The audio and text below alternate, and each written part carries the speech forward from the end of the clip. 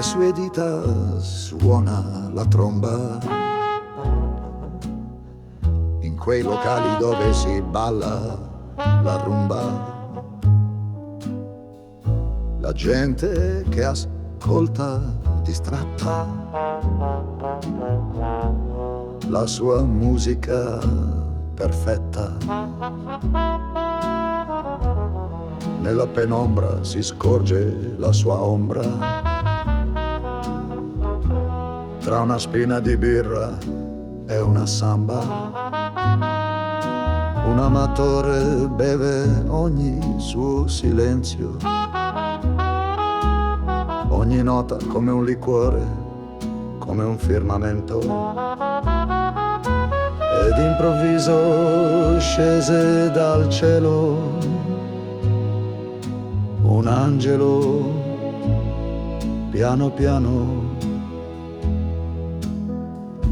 lo prese per la mano e lo portò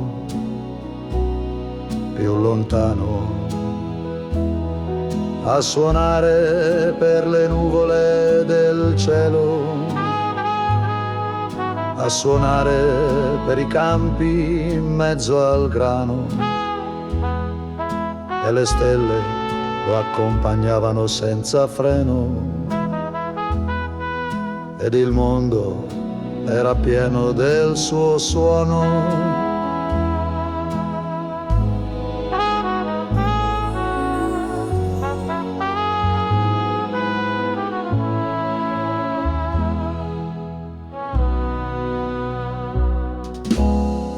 Anche se per i più non conta niente,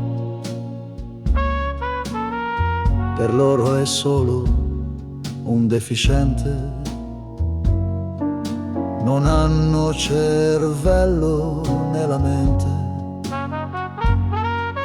né fiato, né fiuto, né corrente. Tra l'indifferenza della gente, sicuro lui suona divinamente e lancia le sue frecce sorridente. Chi ha del suo non ha bisogno proprio di niente. Ed improvviso scese dal cielo un angelo, piano piano lo prese per la mano e lo portò un po' più lontano, a suonare per le nuvole del cielo, a suonare per i campi in mezzo al grano. E le stelle lo accompagnavano senza freno, ed il mondo era pieno del suo suono.